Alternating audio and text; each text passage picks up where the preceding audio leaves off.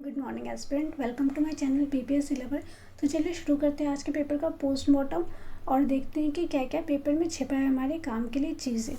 हमारा पहला न्यूज़ है, ककोलत में विकास का काम करे नीतीश।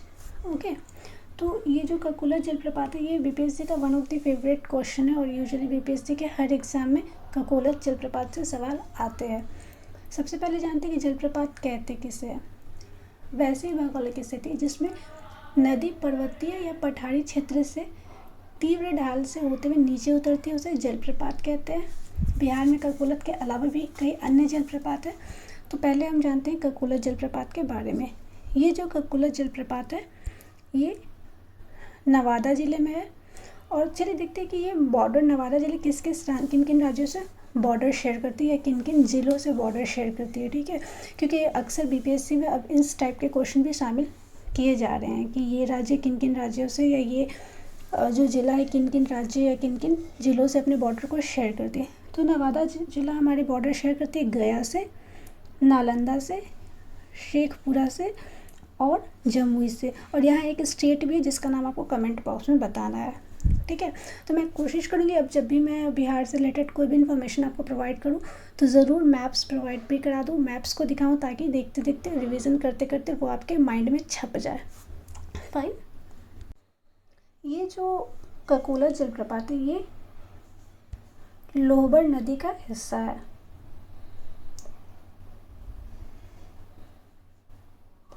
ये लोहबर नदी का हिस्सा है जो झारखंड के हजारीबाग के पहाड़ी इलाके से बहती है और ये जलप्रपात 7 धाराओं के संगम से निर्मित है। ओके, यानी ये नवादा में है, लोहबर नदी का हिस्सा है जो झारखंड के हजारीबाग पहाड़ी से बहती है और ये जलप्रपात 7 धाराओं के संगम से निर्मित है। ओके, तो नवादा के जो शेयरिंग डिस्ट्रिक्ट है वो भी मैंने आपको बता दिया है। इसके अलावा बिहार में कुछ अन्य जलप्रपात भी हैं जो काफ़ी इंपॉर्टेंट है और एग्ज़ाम में अक्सर पूछे जाते हैं। तो ये रहे इसके नाम, ये चार्ट है, ये जलप्रपात का नाम है, ये किस नदी पर है उसका नाम है और ये किस डिस्ट्रिक्ट में ये इसका नाम। तो इससे भी आपके एक आध क्वेश्चन आते रहते हैं। तो आप चाहें तो वीडियो पॉज करके इसका नोट्स बना सकते हैं। ओके, नेक्स्ट न्यूज़ हमारा पटना में 35% छात्रों को विषय की अच्छी जानकारी, बक्सर के 14% को है।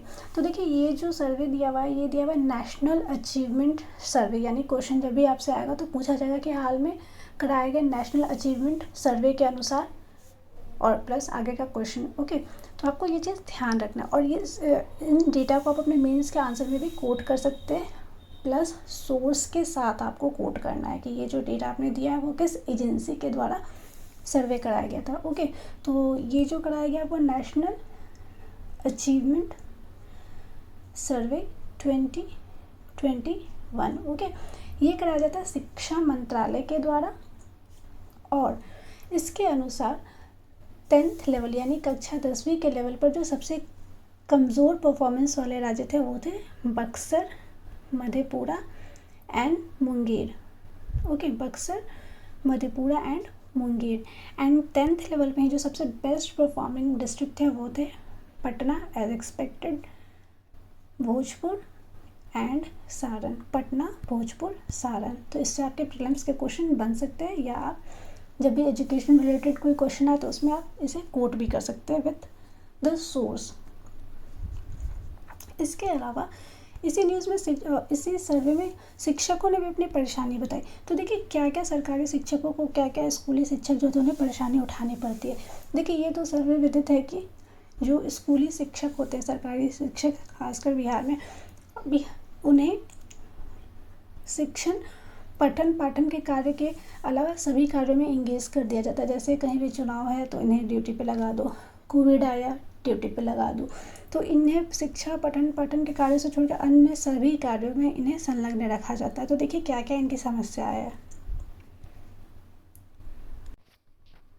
तो फर्स्ट, जैसा कि मैंने आपको बताया कि उन्हें अलग अलग कार्यों में लगा दिया जाता है जो कि स्कूली कार्य से अलग भी हो सकते हैं। इसके अलावा स्कूल में ही पठन पाठन के अलावा अन्य कार्य में भी की भी जिम्मेदारी जवाबदेही इनकी ही होती है। ओके, उन पर अक्सर ओवरलोड रहता है। मिड डे मील के बारे में मिड डे मील की रिस्पॉन्सिबिलिटी भी इनकी ही होती है, तो इनका ऐसा कहना है कि वो शिक्षक पढ़ाई के बारे में सोचेगा मिड डे मील के, क्योंकि कभी भी औचक निरीक्षण कर दिया जाता है और उसमें अनियमितता पाए जाने पर उनके खिलाफ कार्रवाई की जाती है। नेक्स्ट है, स्कूल में पढ़ाई के लिए पर्याप्त स्पेस नहीं। तो देखिए हम लोग जानते हैं कि इंफ्रास्ट्रक्चर जो लैकनेस है वो रहती हैं, कभी स्पेस नहीं होती है, टॉयलेट की प्रॉपर व्यवस्था नहीं होती है, पीने के पानी की प्रॉपर व्यवस्था नहीं होती है, बैठने की प्रॉपर व्यवस्था नहीं होती है, बुक्स की प्रॉपर व्यवस्था नहीं होती है, तो कहीं ना कहीं इंफ्रास्ट्रक्चरल प्रॉब्लम भी है। उसके अलावा सरकारी स्कूल में मूलभूत सुविधाओं नहीं होने का असर विद्यार्थियों के पढ़ाने पर पड़ रहा है। इनकी पेमेंट भी इवन टाइम पे नहीं आती है। ओके, तो ये थे शिक्षकों से जुड़ी परेशानियाँ। नेक्स्ट न्यूज़ है हमारा, बिहार में फाइलेरिया उन्मूलन के लिए चलेगा अभियान। तो चलिए जानते हैं इस डिज़ीज़ के बारे में, फाइलेरिया डिजीज़ से रिलेटेड कुछ फैक्ट जानते हैं। तो फर्स्ट, ये एक पैरासिटिक डिजीज़ है। ओके, यानी ये पैरासाइट्स के कारण होते हैं, जिसके वाहक है वो ब्लैक फ्लाइज एंड मस्कीटोज हैं। ओके, यानी ये होते हैं पैरासिटिक डिजीज़ होते हैं जिसके वाहक या वेक्टर होते हैं वो ब्लैक फ्लाइज और मस्कीटो होते हैं। ये असर डालते हैं या कमज़ोर करते हैं, डैमेज करते हैं लिम्फ सिस्टम को। तो चूँकि साइंस से भी हमारे एग्ज़ाम में करीब करीब 30 क्वेश्चन रहते हैं, जिसमें मेजर सेक्शन बायोलॉजी का होता है, तो कहीं ना कहीं ये थोड़ा सा इम्पोर्टेंट हो जाता है बायोलॉजी के लिए या साइंस के लिए। नेक्स्ट न्यूज़ है हमारा, कामगारों के निबंधन में सूबे में पटना फीसदी। तो देखिए निबंधन मतलब होता है रजिस्ट्रेशन, यानी जो कामगार हैं यानी या फिर जो श्रमिक है उनके रजिस्ट्रेशन में। तो ये रजिस्ट्रेशन किन सेक्टर का किया जा रहा है, असंगठित क्षेत्र के कामगारों का। तो देखिए इकोनॉमी में 4 टाइप के सेक्टर होते हैं, formal, informal, organised and unorganised. Okay, तो ये जो निबंधन किया जा रहा है ये इनऑर्गेनाइज सेक्टर का किया जा रहा है। ठीक है, तो सबसे पहले चलिए जानते हैं कि इस सेक्टर्स के बारे में थोड़ा इन्फॉर्मेशन ले लेते हैं। तो पहला सेक्टर है हमारा फॉर्मल सेक्टर। फॉर्मल सेक्टर वैसे सेक्टर को कहते हैं जो गवर्नमेंट के अंडर में ये रजिस्टर्ड होते हैं। ठीक है, और गवर्नमेंट के पास सारा डेटाबेस मौजूद होता है। ओके, यानी कोई भी पर्टिकुलर कंपनी है तो उस कंपनी में कितने वर्कर हैं, उसकी क्या ईयरली फाइनेंसिंग है, क्या लॉस एंड गेन है, क्या टैक्सेस उन्हें देने, ये सारे डेटाबेस जो होते हैं वो गवर्नमेंट के पास होते हैं। कितनी एम्प्लॉयज़ को सैलरी दी जाती है, इसके अलावा क्या क्या एक्सपेंसेस है, क्या क्या उनकी इनकम है, ये सारे डेटाबेस गवर्नमेंट के पास मौजूद होते हैं। इनफॉर्मल, नेक्स्ट है informal which is just opposite to formal, यानी इसका गवर्नमेंट के पास कोई डेटाबेस मौजूद नहीं होता। जैसे मान लीजिए जो भी रैक पिकर्स यानी कचरे उठाने वाले रैक पिकर्स हो गए, या जो भी ठेला या रेहड़ी लगाते हैं, जो भी रोड साइड पे बिजनेस करते हैं, रैक पिकर्स हो गए, या फिर एग्रीकल्चर हो गया, जस्ट अ मिनट, एग्रीकल्चर हो गया, ये सारे आपके इनफॉर्मल सेक्टर है। क्यों? क्योंकि ये गवर्नमेंट के अंडर में रजिस्टर्ड नहीं है, ना ही गवर्नमेंट के पास कोई इनका डेटाबेस मौजूद है। जैसे एक पानी पूरी वाला हो गया, तो गवर्नमेंट को नहीं पता कि ये पानी पूरी वाले की इनकम क्या है, अर्निंग क्या है, या इसके पूरे प्रोसेस क्या है, कितना ये टैक्स फाइल कर रहा है, ये सब इन्हें नहीं पता होता है। इनकी कोई कंपनी नहीं है, राइट। तो वैसा चीज़ होगा इनफॉर्मल। नेक्स्ट आते हैं ऑर्गेनाइज्ड एंड इनऑर्गेनाइज्ड। देखिए ऑर्गेनाइज्ड नाम से क्लियर है कि यहाँ ज़रूर कुछ ऑर्गेनाइजेशन की बात हो रही होगी, कुछ ऐसा होगा, कुछ ऐसी कंपनी होगी जो वेल परफॉर्म्ड होगी या जिसका सब कुछ काफ़ी वेल मेंटेन्ड होगा। तो यहाँ जो ऑर्गेनाइज सेक्टर होते हैं वो वैसे सेक्टर को ऑर्गेनाइज कहा जाता है जैसे कोई भी कंपनी या कोई भी ग्रुप ऑफ, अगर उस कंपनी में 10 या 10 से ज़्यादा वर्कर है तो वैसी कंपनी ऑर्गेनाइज्ड होती है। प्लस ऑर्गेनाइज्ड कंपनी में क्या होती है कि आपका वर्क टेन्योर जो होता है वो परमानेंट होगा। ठीक है, यानी यहाँ सब कुछ ऑर्गेनाइज्ड वे में होगा। आपकी सैलरी फिक्स होगी, आपके वर्क आवर फिक्स होंगे, आपकी वर्क की नेचर जो वो परमानेंट होगी। ठीक है, और जस्ट इसका अपोजिट है अनऑर्गेनाइज्ड।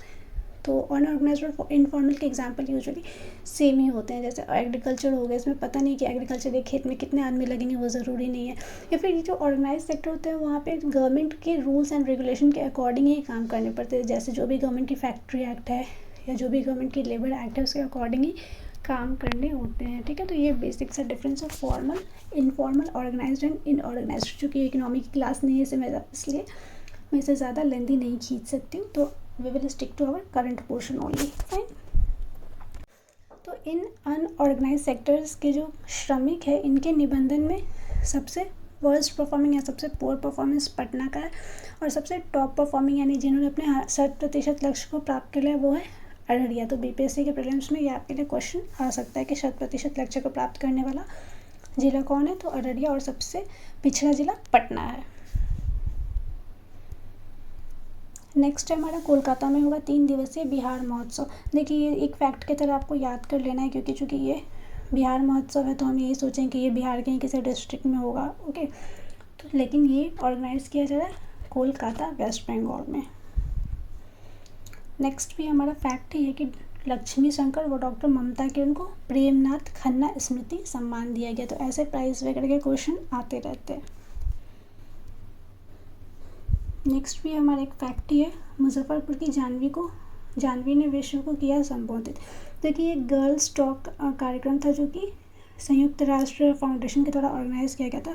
तो यहाँ पे मुजफ्फरपुर की जानवी ने विश्व को संबोधित किया। तो पूरे भारत में इसमें केवल 2 लोगों का ही चयन किया गया था भारत से, जिसमें एक मुजफ्फरपुर की जानवी थी। नेक्स्ट न्यूज़ है हमारा, सुबह में 69% महिलाओं के हीमोग्लोबिन 11 से नीचे। तो देखिए ये इम्पॉर्टेंट है आपके मेंस के लिए। आप चाहें तो किसी क्वेश्चन में से कोट कर सकते हैं जहाँ हेल्थ रिलेटेड कोई क्वेश्चन है या महिला से रिलेटेड कोई क्वेश्चन है, ओके। प्रीलिम्स के लिए इसका कोई खास इंपॉर्टेंस नहीं है, लेकिन प्रीलिम्स के लिए इंपॉर्टेंट रहता है हीमोग्लोबिन। जैसे मैंने पहले ही बताया कि आपके साइंस के 30 क्वेश्चन के करीब होता है, जिसमें हायर परसेंटेज बायोलॉजी का होता है, और हीमोग्लोबिन भी one of the favourite topic है बीपीएससी का। तो चलिए थोड़ा जानते हैं हीमोग्लोबिन के बारे में। तो हीमोग्लोबिन एक्चुअली टेट्रामेरिक प्रोटीन है, ओके। देखिए पोर्शन का स्टैंडर्ड बढ़ गया तो थोड़ा डीप आपको पढ़ना ही पड़ेगा। तो हीमोग्लोबिन आपका टेट्रामेरिक प्रोटीन है जो पाया जाता है आरबीसी में, यानी रेड ब्लड सेल में। इसका मेन वर्क होता है transportation of oxygen and CO2।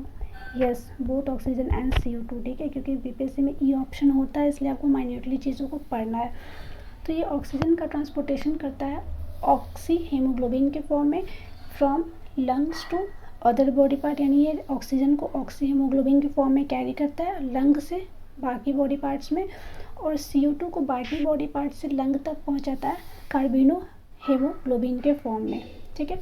Haemoglobin को हम लोग मेज़र करते हैं, यानी जब भी आप अपना हीमोग्लोबिन चेक कराएंगे तो जो भी उसकी मेज़रमेंट होगी वो G/dl यानी ग्राम पर डेसीलीटर, यानी आपके 1 डेसीलीटर ब्लड में कितने ग्राम हीमोग्लोबिन पाए गए हैं। तो इस ये है हीमोग्लोबिन लेवल की यूनिट।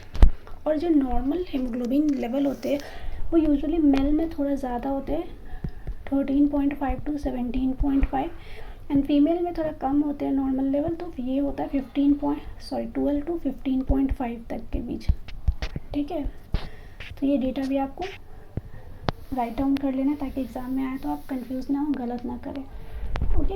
और इसकी जो रेंज होती है पाए जाने की वो 12 to 20 होती है, यानी ये नॉर्मली 12 to 20 G/dl के फॉर्म में पाए जाते हैं, जिसमें नॉर्मल जो है वो 13.5 से 17.5 मेल में और 12 से 15.5 G/dl फीमेल का है, ओके। इसके अलावा मैक्स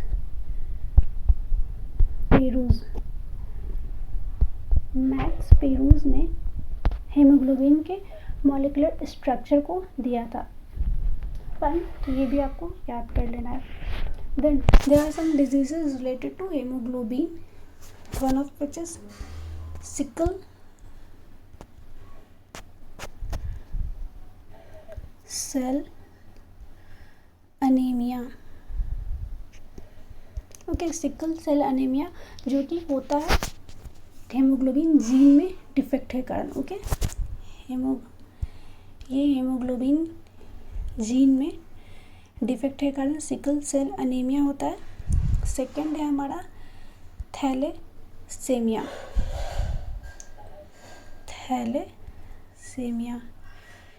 ये होता है बेसिकली आपके due to less production of haemoglobin, यानी हीमोग्लोबिन जब कम मात्रा में प्रोड्यूस होता है तो ये आपका थैलेसीमिया नामक डिजीज़ के कारण होता है।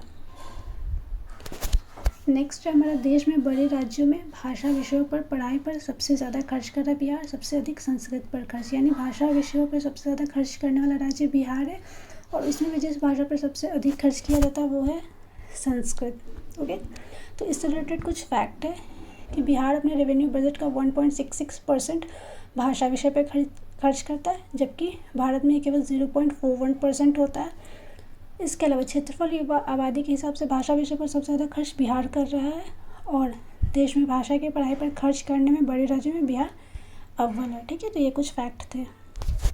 नेक्स्ट है हमारा, पटना वासियों को जल्द मिलेगी एक और सौगात, शुरू होने जा रहा है जेपी गंगा पथ, जाम से मिलेगी आज़ादी। तो देखिए, ये जेपी गंगा पथ से रिलेटेड मैं कुछ और फैक्ट आपको बता देती हूँ। ये जेपी गंगा पथ है, जयप्रकाश गंगा पथ, ये दीघा से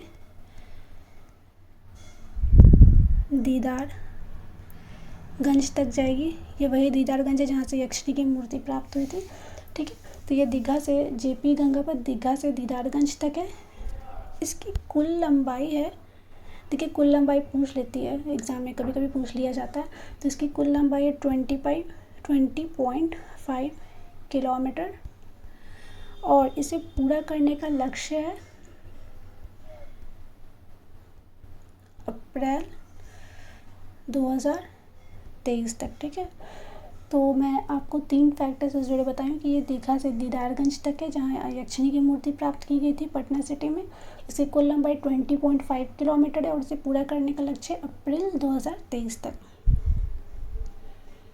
तो यहाँ पे हमारा आज का डिस्कशन एंड होता है। Thanks for the day. अगर पसंद आया तो ज़रूर लाइक करें, सब्सक्राइब करें और नहीं आया तो अपने सुझाव कमेंट बॉक्स में शेयर करें। Thank you for the day.